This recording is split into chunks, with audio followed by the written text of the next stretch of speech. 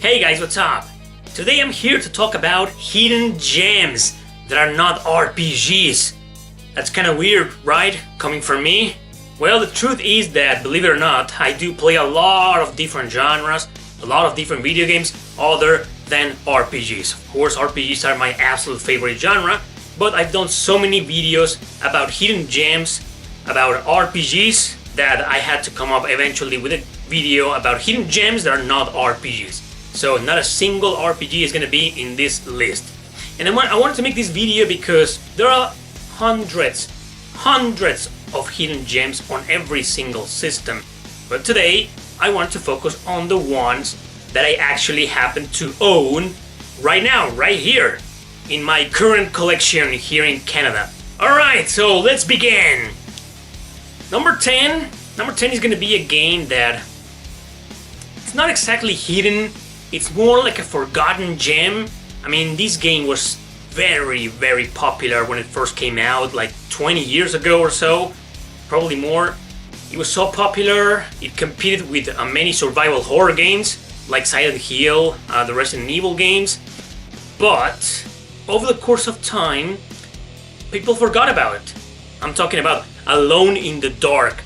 This game on the PlayStation, fantastic game. Survival horror at its best, and I say that because as much as I love Silent Hill and Resident Evil, those games are, yes, they're scary, but this is one of the scariest survival horror games I've ever played in my life. But it's fantastic, it's great, totally recommend it. If you're really looking for a really scary game, Alone in the Dark is right up your alley. This game, like I said, it's not exactly a hidden gem, but it's more like a forgotten gem. I don't see anybody talking about this game anymore nowadays. My number 9 is also a game that, okay, it's not that hidden considering it came out like 2 years ago, maybe less, I guess. Believe it or not many people have played this game.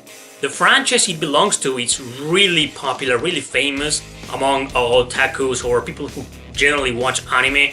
There's even a phone game. It's a gigantic media franchise. So for the people who are into this franchise or are familiar with this franchise, this is a very popular game. But those who are not, which also happen to be a huge majority of people, this is a hidden gem. Anyway, Fate Extella, The Umbral Star. This is the second one, I guess. There was a first Fate Extella before. Well, this is the first one. I have no idea. I haven't played the other one.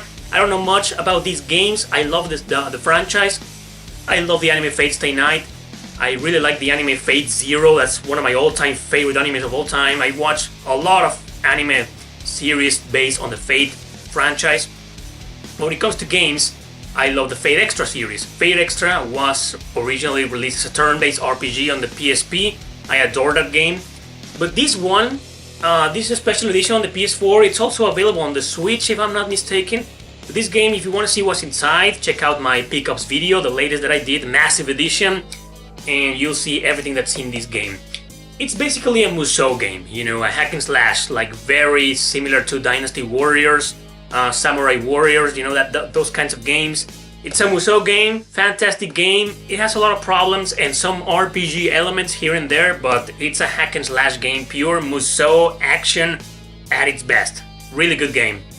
So, not many people are familiar with this game. It's a shoot 'em up, horizontal shoot 'em up, or shoot 'em right as I like to call them. And that is Akai Katana on the Xbox 360. Obviously this is an arcade port, but I think the arcade version never came out of Japan. So the only version we ever got was the Xbox 360 version. Not available on the PS3 as far as I'm concerned. It has a story, you know, most shoot 'em ups, all of them have a story, believe it or not. But you never see anything, you just press start and you jump straight to the action. You barely see any stories when it comes to shoot 'em ups. And this one has a story, but it's the same case. You just start the game and you don't see any dialogue or scenes or anything of the sort. It's just goes straight to action. And by the look of the cover, this game does not look like a shoot 'em up. But you know, most shoot 'em ups have these especially Japanese shoot 'em ups have these kinds of covers.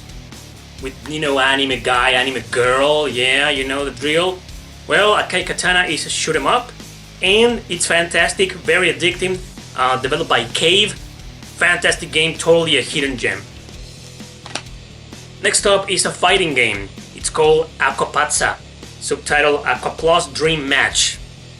Okay, Alko Pizza. Well, believe it or not, this is a crossover. It says Atlus here, but it's not developed by Atlus. It's developed by, well, Aqua Plus. That's the company that made Tears to Tiara 2, the Tears to Tiara games. They also made a bunch of games that were never released outside Japan. They also made Utawaru Mono series, and some of the characters from the first Tears to Tiara and from the first Utawaru Mono and a bunch of games that we never got are in this game. How ironic that those games, the games where all of these characters come from, were never released outside Japan, and the fighting game, the crossover, we did get that one. That's pretty freaking weird, but anyway, Alko Pizza, very technical game, 2D fighter, great game. It's fast-paced, but not as fast as the Arc System Works games. It's different, but as a fighting game, hidden gem. Next up is yet another fighting game, and by the look of the cover, it doesn't look like a fighting game at all. This is Battle Fantasia, or also known as Battle Fantasia, by Arc System Works. Yeah, that's right, you wouldn't believe that by the look at its cover. It looks like an RPG, right? Nope, nothing to do with an RPG. It's a fighting game through and through. It has a pretty interesting story. You know, most fighting games have a shitty ass story, like Aqua Pizza, the story sucks ass. It's not even worth bothering with it. But in Battle Fantasia, even though the story's kind of cheesy and clunky, it's pretty fun. I mean, depending on the character you choose. Beautiful game, beautifully looking game. It just has this fantastic, you know, it's the very definition of the word, literally fantasy. It's just everything is beautifully drawn. The sprites, I mean, the character models, the backgrounds, the magic attacks, it's amazing. It's visually stunning, this game. As a fighting game, it's not that great. I think Aqua Pizza is a better fighting game, but just for the visual look of it and having a slightly better story, it stays a little bit higher on the list as my number 6. Battle Fantasia, it also came out on the PS3, but digital only. As far as I'm concerned, there's no physical version in North America on the PS3 for this game, so the Xbox 360 version is the one we got. And guys, this is a dirt cheap game. It went down in price a lot. Back in the day, it used to be a $20 game. Nowadays, it's a $5 game. It's really cheap, and not because it's bad. Oh no, it's pretty damn good. Alright, on to my number 5. This game, I've talked about it before in this very same channel, is Puppeteer, an exclusive to the PS3. Fantastic game, another visually stunning experience with character design slightly similar to Tim Burton, and that style is not gothic, but it's just so unique, so weird, so great, and it's basically a 2D platformer, and it's a co-op mode. I mean, you can play just by yourself, doesn't matter.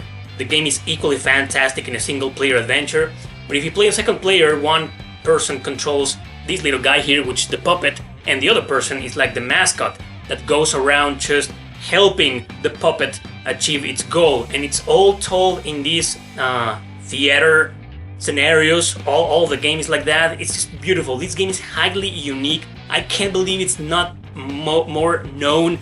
It needs more love. Puppeteer is a masterpiece of a platformer. Very unique game. Give this game a chance if you can. Number 4, I'm gonna go with another shoot 'em up. Well, another horizontal shoot 'em up, or shoot 'em right, and that is Dead Smiles. By the look of it, you wouldn't be able to distinguish if this is an RPG or a fighting game or what the hell is this. It's a shoot 'em up. That's right. And unlike in Akai Katana, where you go around inside your plane, your airship, in here you just fight as the girls. These girls are the ones shooting bullets and all that stuff. By the way, Akai Katana is a bullet hell. I forgot to mention that. It is a shoot 'em up, but a bullet hell through and through. This one's a shoot 'em up. It has a bunch of bullet hell parts, but not as overwhelming as in Akai Katana. Dead Smiles, I love him. Great game, fantastic adventure. Just, you know, one of those, you can beat this game in one sitting and you're totally gonna have a blast. Totally a hidden gem. Also visually stunning. These games, like most Japanese shoot 'em ups, are just gorgeous. Number 3, we're gonna go with another fighting game. I just noticed that I picked a lot of Xbox 360, PS3 games. This is a great fighting game. It's called Dengeki Bunko fighting climax. I just name it climax. It's a fighting game. It's yet another crossover from a bunch of anime characters. Features characters from Sword Art Online. That's Shana anime, you know, the girl with the red hair and the loli with the katana. Yeah, Shana. And one of my favorite animes, Durarara. That's it. It features a bunch of characters from there. It's pretty fun. I love this game because it wasn't developed by Arc System Works, but it plays very similar, fast-paced action. The way I like it, just making combos. It's combo driven. Alko Pizza is more of supers and, you know, powers and techniques driven, but this is combo driven. You just beat the crap out of your enemies. You create your own combos. All these combinations, just fantastic. This game, guys, even if you're not a fan of any of the anime series the characters here are from or whatever, just give it a chance as a fighting game. It's, oh my god, it's mind-blowing. It's freaking amazing. This is totally a hidden gem, and I think this game is exclusive also to the PS3, but I could be wrong. My number 2 is not an exclusive. It also came out on the PS3 and the Xbox 360, and this game, it has gained more attention thanks to the company that developed this game has become mainstream with the latest game called Hellblade. Hellblade: Senua's Sacrifice, another great game on the PS4 and Xbox One. But one of the first games they did, along with Heavenly Sword, was Enslaved. Enslaved: Odyssey to the West. I adore this game. This is probably one of my absolute favorite PS3 games that's not an RPG. Probably my favorite, I'd say. It just, I don't know, it just drew me in, man. Enslaved. This game is a post-apocalyptic video game. Everything is dead. No one survived. And then there's these machines that you gotta fight because machines took over the planet. And it's just beautifully looking because there's so much green, so much nature. Most of the game takes place in forests, in jungles, in just destroyed places, destroyed buildings. Gives you vibes of Nier Automata, even though Nier Automata came after this masterpiece. This game, okay, it's not perfect, maybe it's not a masterpiece, but I just love this game so much. You play as this guy called Monkey, and the red hair girl helps you all the way through. You can't play as her, but sometimes you control her, and sometimes, most of the time, she's gonna be helping you, and you will be dependent on her. This would have been a fantastic two-player game. Unfortunately, it's just one player, but even though, great game, my friends.